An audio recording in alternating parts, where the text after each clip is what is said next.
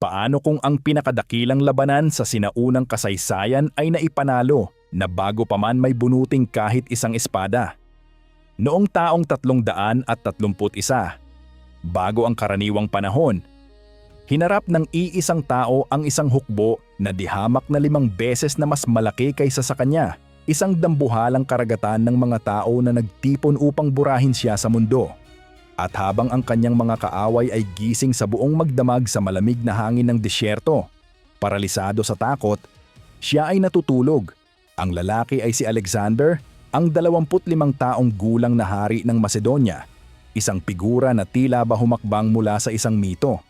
Higit pa siya sa isang hari, sa kanyang sariling isipan, at sa isipan ng kanyang mga tauhan, siya ay isang demigod o kalahating Diyos. Ilang buwan lamang ang nakalilipas.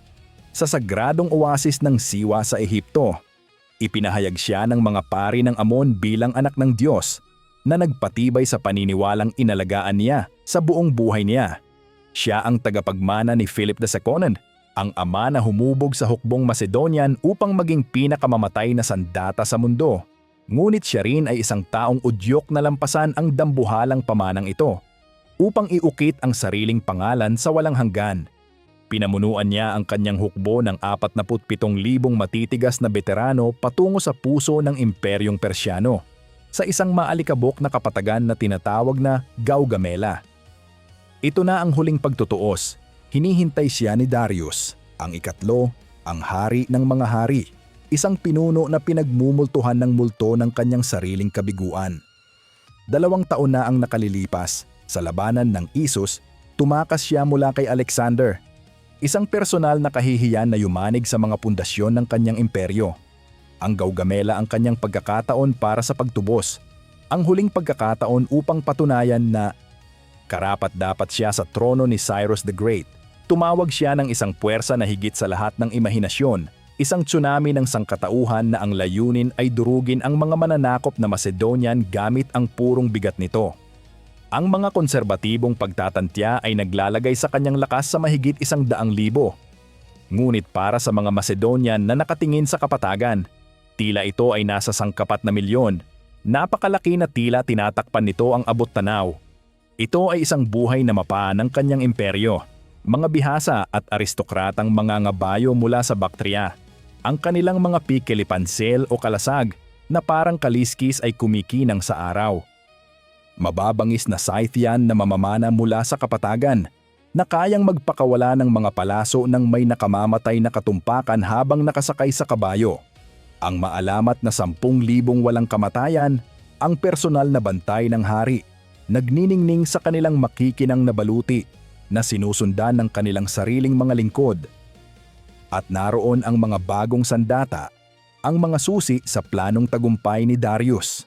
200 karwaheng pandigma na may karit, ang kanilang umiikot na mga talim ay pinatalim ng husto. Ang nakahandang mga tripulante ay may seryosong kumpiyansa. Sa isang malapit na kulungan, 15 Indianong elepanteng pandigma na ang mga balat ay pininturahan ng mga nakakatakot na simbolo ay hindi mapakali. Ang kanilang presensya pa lamang ay sandata na ng takot. Sa papel, hindi ito isang labanan. Ito ay isang pagbitay. Kaya paano binalak ni Alexander na labanan ang digmaang imposible niyang mapanalunan? Nagsimula ito sa simple at malalim na kumpiyansa noong nakaraang gabi. Sa kampo ng Persya, ang hangin ay puno ng tensyon at ingay ng dosenang iba't ibang wika. Si Darius, na labis na nag-aalala sa posibilidad ng isang biglaang pag-atake, ay nag-utos sa kanyang buong hukbo na manatili sa pormasyon. Ilang oras silang tumayo sa ilalim ng mga bituin, ang kanilang mga kalamnan ay naninigas, ang kanilang mga nerbiyos ay nagugulat sa bawat anino na sumasayaw sa liwanag ng libu-libong siga. Sila ay isang malaki, balisa at lalong napapagod na makina. Sa kampo ng Macedonian, ilang milya lang ang layo, ang kabaligtaran ang nangyayari. Ang mga veterano ay kumain ng marami. Ang kanilang magaan na tawanan ay umalingaw-ngaw sa paligid ng lumalagutok na apoy habang huling sinusuri ang kanilang mga sandata. Kilala nila ang kanilang komander, nagtitiwala sila sa kanya. Nang ang kanyang pinakaranasang general, ang matanda at maingat na si Parmenion, ay lumapit sa kanya na may mukhang puno ng pag-aalala at nagmungkahi ng pagsalakay sa gabi upang kontrahin ang nakakatakot na dami ng kalaban. Matatag itong tinanggihan ni Alexander. Ang kanyang maalamat na sagot ay nagsiwalat ng puso ng isang taong nakikita ang sarili bilang bida ng kasaysayan. Hindi ko na nakawin ang aking tagumpay. Mananalo siya sa liwanag ng araw, kung saan masasaksihan ito ng mundo. Ang kanyang tagumpay ay kailangang maging ganap, hindi maipagkakaila, at napakatalino. Ang kinang ay nasa kanyang plano. Isang matapang na estratehiya na halos hindi mapaniwalaan ng sarili niyang mga komander. Ang mga kwento at estratehiyang humuhubog sa ating mundo ay madalas na nakasalalay sa mga henyong sandaling ito. Kung mahilig ka sa kasaysayan na nakatuon sa mga isipan sa likod ng mga labanan, mag-subscribe sa channel para sa higit pang mga kwentong tulad nito. Sa kanyang tolda ng komandante na napapaligiran ng mga lalaking sumunod sa kanya sa buong kilalang mundo, binalangkas ni Alexander ang plano sa mapa na iginuhit sa alikabok. Hindi sila sasalakay ng diretsyo. Iyon ay pagpapakamatay. Ang kanilang mga gilid ay mapapalibutan sa loob ng ilang minuto. Sa halip, pangungunahan niya ang kanyang buong hukbo ng padahilig sa larangan ng digmaan. Natulala si Parmenion. Ang kakaibang maniobrang ito na parang lakad alimango ay idinisenyo upang lituhin ang pamunuan ng Persya. Higit pa rito, ito ay isang pain. Iuurong niya ang kanyang sariling kanang pakpak. Sadyang ipapakita itong mahina at walang depensa, isang target na hindi matatanggihan.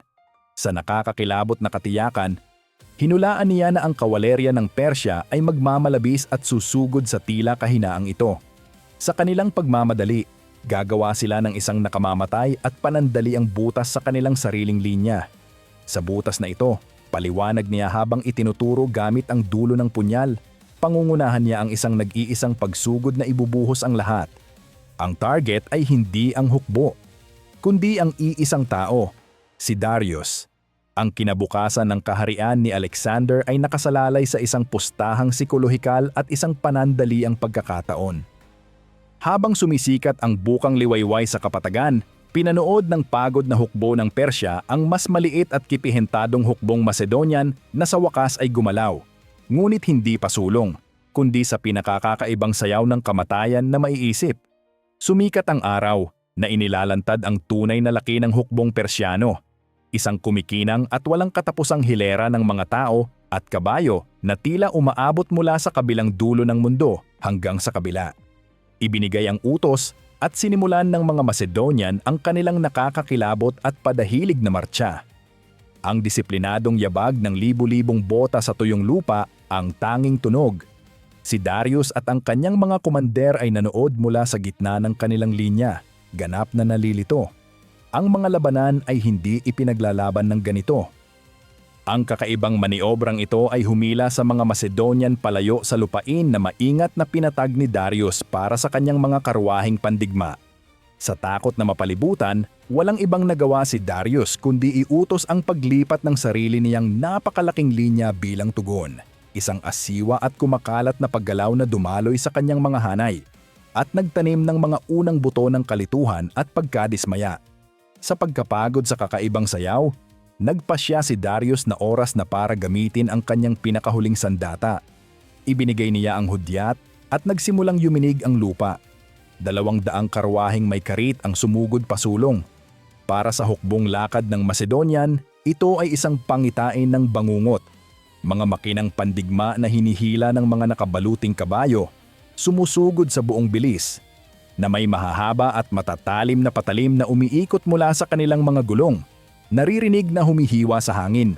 Ginawa ang mga ito upang durugin ang mga pormasyon at lumikha ng mga kahindik-hindik at madugong pasilyo mula sa mga nagpapanik na tao. Isang hiyawan ang umalpas mula sa linyang Persyano, ang tunog ng inaasahang tagumpay. Ngunit handa si Alexander. Mula sa kanyang magaan na hukbong lakad, ang maliliksing tagahagis ng sibat na kilala bilang mga Agrianyan, lumikha siya ng pasulong na pader ng depensa. Habang ang mga karwahe ay sumugod sa kanila, ang mga sundalong ito ay nagsagawa ng isang maniobra na nangangailangan ng matinding tapang. Isang utos ang isinigaw at sa perpektong disiplina, binuksan nila ang kanilang mga hanay. Lumikha sila ng mga kanal at imbudo sa kanilang pormasyon. Ang mga nagpapatakbo ng karwahe na hindi kayang kontrolin ang kanilang nagwawalang mga kabayo sa ganoong bilis ay walang magawa kundi maanod sa mga pasilyong ito ng kamatayan. Sa sandaling nasa loob, sila ay nakulong. Umulan ng mga sibat mula sa lahat ng direksyon, tumutusok sa mga nagpapatakbo at mga kabayo. Ang ilang mga sundalo ay inabot ang mga renda, marahas na pinahinto ang mga karwahe, habang ang iba ay bayaning inihagis ang kanilang mga sarili sa pagitan ng mga gulong. Isinasakripisyo ang kanilang mga katawan upang harangan ang mga patalim. Ang kinatatakutang mga karwaheng may karit, ang malaking pag-asa ni Darius para sa mabilis na tagumpay, ay sistematikong pinagputol-putol. Ang kanilang pag-atake ay nauwi sa isang magulo at madugong kabiguan ng mga nagkabuhol-buhol na wasak na sasakyan at humihiyaw na mga hayop. Ang super weapon ay nawasak. Ngunit ang tunay na lakas ni Darius ay wala sa kanyang mga karwahe. Ito ay nasa kanyang dami. At sa kabilang dulo ng parang, ang daming ito ay nagtutulak sa hukbo ni Alexander sa bingit ng pagkagunaw.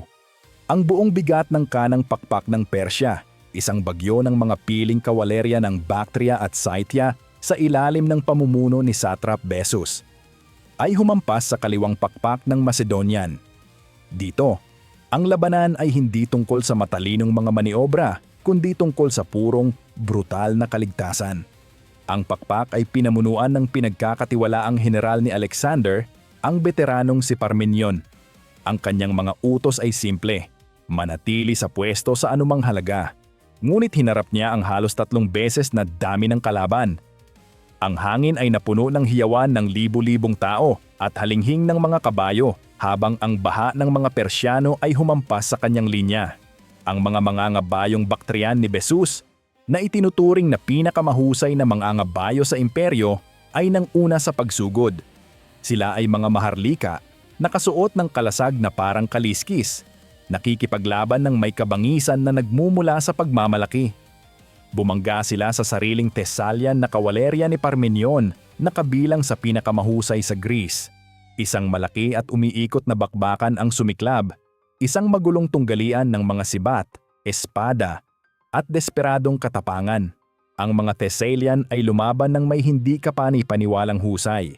Ngunit sa bawat Bactrian na nahuhulog sa upuan, 2 pa ang sumusugod kapalit. Dahan-dahan at hindi mapipigilan, naitulak sila paatras dahil sa purong dami ng mga mangangabayo. Pinanood ni Parmenion habang ang kanyang mga linya ay nagsisimulang bumigay at masira. Nagbukas ang mga puwang at ang kawalerya ng Persya ay dumaloy sa mga ito, nagbabantang palibutan ng tuluyan ang kanyang hukbong lakad at atakihin ang kampo ng Macedonian sa likuran nila. Ang Macedonian phalanx, ang maalamat na pader, ng 16 na talampakang haba ng mga sibat na kilala bilang sarisa, ay nanatili sa kanilang pwesto. Sila ay isang maliit na isla ng disiplina sa dagat ng kaguluhan. Ang mga dulo ng kanilang sibat ay isang siksik na kagubatan ng kamatayan. Ngunit ang bawat natuhog na sumasalakay ay pinapalitan ng 2 pa. Ang psikolohikal na presyon ay napakalaki. Walang nakikita ang mga sundalo kundi isang pader ng mga kaaway sa lahat ng direksyon. Sila ay nakahiwalay, nakikipaglaban para sa kanilang buhay, at tila ba iniwan na sila ng kanilang kumander sa kabilang dulo ng mundo. Alam ni Parmenion na hindi na sila magtatagal. Nagpadala siya ng isang desperadong mensahero na pinatay bago pa man makalusot. Nagpadala siya ng isa pa na desperadong tumakbo patungo sa pwesto ni Alexander. Ang mukha ay isang maskara ng takot. Ang kaliwang pakpak ay gumuguho. Ang angkla ng buong hukbong Macedonian ay malapit ng mabunot. Ang buong malaki at matapang na plano ay nasa bingit ng pagbagsak tungo sa isang masaker. At si Alexander, sa kanang dulo ng labanan, ay nakita ang lahat ng ito na nangyayari. Narinig niya ang malayong ugong ng desperadong labanan. Nakita niya ang mga ulap ng alikabok na nagpapahiwatig ng nalalapit na pagbagsak ng kanyang kaliwang pakpak. Gayunpaman, pinanatili niya ang kanyang posisyon, nakatutok ang mata, naghihintay. Ang mga general na nakatayo sa tabi niya ay namumutla sa pagkabalisa, pinapanood habang ang kanilang hukbo ay pinagpuputol-putol. Hinimok nila siyang magpadala ng tulong, Iligtas si Parmenion. Ngunit ang focus ni Alexander ay ganap, ang kanyang mga nerbiyos ay hindi masisira. Hinihintay niya ang kanyang sandali. Nakita niya ang kawalerya ng Persya sa kaliwang pakpak, sa tapat niya, na tumutulak ng palapad, lalong humihiwalay sa kanilang sentro habang sinusugod nila ang pain na inilatag niya. Ang kanilang kumander ay labis na nakatuon sa pagpapalibot sa tila mahinang pakpak ng Macedonian, kaya hindi niya napansin ang bitag na kanyang pinasukan. At pagkatapos, nakita ito ni Alexander. Ang puwang, tulad ng isang bitak sa solidong pader, bumukas ang espasyo sa pagitan ng sumusugod na kawalerya ng Persya at ng hukbong lakad sa sentro, kung saan nag-uutos si Darius mismo. Sa isang panandalian at mabilis na mawawalang sandali, 100 ang bumukas sa pader ng mga sundalong Persyano. Ito ay 100 ng pagpapakamatay, isang pasilyo ng kamatayan na direktang patungo sa hari ng mga hari. Ngunit para kay Alexander the Great, ito ang paanyaya na hinihintay niya sa buong buhay niya. Itinaas niya ang kanyang sibat. Humarap siya sa kanyang piling hukbong kasama o companion cavalry sa mga anak ng mga maharlikang Macedonian na nakasakay kasama niya mula pa noong pagkabata. Ibinigay niya ang utos, isang matalim na hudyat na tumagos sa ingay ng labanan. Ang mga kasama ay sabay-sabay na lumiko, bumubuo ng isang perpekto at mapangwasak na hugis at sulok. Kasama si Alexander at ang kanyang tanyag na kabayong si Bucephalus sa dulo. Sumugod sila. Ang dagundong ng 2,000 kuko ng kabayo ay yumanig sa lupa habang direkta silang tumakbo sa puwang, diretso sa puso ng hukbong Persyano. Ang hukbong lakad ng Persya na nasa kanilang daraanan, naganap na nagulat, ay nagkawatak-watak. Ang tatsulok na pormasyon ng Macedonian ay puwersa ng dalisay at hindi mapipigilan na momentum. Isang dulo ng sibat ng tanso at puot na nakatutok sa puso ng imperyo. Ang kaguluhan ay agaran at ganap. Ngayon ay nasa malalim na sila sa likod ng mga linya ng kaaway. Humihiwa ng madugong daan patungo sa kanilang nag-iisang target. Si Darius ay nanood ng may kahabag-habag na takot mula sa kanyang matayog na karwaheng pandigma. Ang abstract na plano ay isa ng nakakatakot na katotohanan. Isang tatsulok ng tila hindi matatalong mga mangangabayo ang papalapit sa kanya sa hindi kapanipaniwalang bilis. Ang kanyang pinakamahusay na mga tropa ay nakapaligid sa kanya, ang mga walang kamatayan at ang kanyang maharlikang mga bantay na nakasakay sa kabayo. Lumaban sila ng may desperadong katapangan ng mga lalaking nagpoprotekta sa kanilang hari. Inihahagis ang kanilang mga sarili sa landas ng mga kasama. Ngunit hindi nila mapigilan ang pagsugod. Isang sibat na inihagis ni Alexander ang sinasabing pumatay sa kutsero ni Darius sa kanyang paanan. Sa sandaling iyon ng madugo at personal na karahasan, pagtingin sa kabila ng kaguluhan sa mukha ng isang taong lumalaban bilang isang demigod, ang mga nerbiyos ng mga hari ay tuluyan ng bumigay.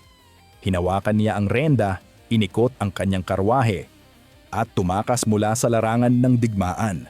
Ano sa palagay mo ang nasa isip ni Darius sa huling sandaling iyon? Ito ba ay karuwagan o ang tanging lohikal na pagpipilian upang iligtas ang kanyang buhay at lumaban muli sa ibang araw? Isulat ang iyong mga saloobin sa mga komento sa ibaba. Ang karwahe ng hari ay walang laman, mabilis na lumalayo mula sa patayan. Para sa 100,000 lalaki na sumunod sa kanya, ang nag-iisang imaheng ito ay mas malakas kaysa sa anumang utos. Nangangahulugan ito na ang labanan ay tapos na at ang kanilang mundo ay nawala na. Ang makita ang tumatakas na hari ay nagdulot ng pagguho ng buong sentro ng Persya tungo sa isang nagpapanik na nagkakagulong mga tao. Ang kanilang katapangan, naganap na nakatali sa presensya ng kanilang pinuno, ay naglaho. Itinapon nila ang kanilang mga sandata at tumakbo. Si Alexander, matagumpay, na ang kanta ng tagumpay ay nasa kanyang dugo, ay nagsimula ng isang galit na pagtugis. Ang paghuli o pagpatay kay Darius ay magwawakas sa digmaan sa isang iglap. Ngunit habang tumatakbo siya kasunod ng kanyang biktima, naabot siya ng huli at desperadong mensahe ni Parmenion. Ang kanyang kaliwang pakpak ay binabayo pa rin, nasa bingit ng ganap na pagkagunaw. Hindi alam ng mga sundalo doon na naipanalo na ang labanan. Sila ay napapalibutan, pagod na pagod, at nakikipaglaban para sa kanilang purong kaligtasan, habang ang kawalerya ng Persya at India ay nagwawala sa kampo ng Macedonian sa likuran nila, nagnanakaw at pumapatay. Hinarap ni Alexander ang pinakahuling pagpipilian, habulin si Darius, ang tunay na premyo na magwawakas sa digmaan at magdadala sa kanya ng walang kapantay na kaluwalhatian, o tumalikod upang iligtas ang kanyang mga tauhan. Ang pagpipiliang ito ay sa pagitan ng alamat at pamumuno. Pinili niya ang kanyang mga tauhan. Sa isang bigong pagmumura, pinigilan niya si Bucephalus, isinusuko ang pagtugis. Tinipon niya ang mga kasama at muling sumugod pabalik sa kapal ng labanan. Ang ikalawang pagsugod na ito ay hindi para sa kaluwalhatian, kundi para sa pagliligtas. Bumangga sila sa likuran ng nagtatagumpay pa ring kanang pakpak ng Persya. Iniipit sila sa pagitan ng martilyo ni Alexander at pandayan ni Parmenion. Ang huling buong bahagi ng hukbong Persyano na ganap na nagulat ay nadurog. Ang tagumpay ay ngayon ganap at lubos na. Habang lumulubog ang araw, ang kapatagan ng Gaugamela ay naging eksena ng hindi mailalarawang patayan. Ang hukbong Persyano ay tumigil sa pag-iral. Sa kanilang iniwan na kampo, natagpuan ng mga Macedonian ang kayamanan ng isang imperyo, mga bundok ng ginto, mararangyang tolda, at ang sariling ina, asawa, at mga anak ni Darius.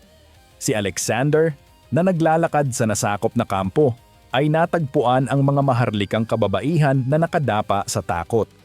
Tanyag na hindi niya sila itinuring bilang mga bilanggo, kundi may paggalang at karangalan na nararapat sa maharlikang pamilya. Tinitiyak sa kanila ang kanilang kaligtasan at katayuan. Ito ay isang kilos ng kabutihang loob na nagpatibay sa kanyang reputasyon. Pinili niya ang kanyang mga tauhan kaysa sa pinakahuling premyo. At sa paggawa nito, siniguro niya ang kanyang alamat magpakailanman. Ang hari ng mga hari ay isa ng pugante. Ang imperyong Persyano ay patay na. At isang bagong panahon, ang panahon ni Alexander, ay nagsimula na. Ang kwento ng Gaugamela ay isang walang katupasang halimbawa kung paano madadaig ng estratehiya at katapangan ang imposibleng mga hadlang. Kung may kilala kang mahilig sa epikong kasaysayan, ibahagi ang kwentong ito sa kanila at magsimula ng usapan tungkol sa mga pinakadakilang labanan na naipaglaban kailanman. Ang nag-iisang araw na ito ay humubog sa mundo. Ito ang nagmarka ng tiyak na pagtatapos ng Achaemenid Persian Empire at ang pagsilang ng Hellenistic Age, isang bagong panahon kung saan ang kultura, wika at mga ideya ng Griego ay kumalat mula Greece hanggang India, na lumilikha ng pagsasanib ng mga sibilisasyon na humubog sa kasaysayan sa loob ng maraming siglo. Ang dakilang lungsod ng Babylon ay nagbukas ng mga pintuan nito sa kanya ng walang laban. Ang mga lungsod na itinatag ni Alexander ay naging mga parola ng kaalaman sa loob ng maraming siglo.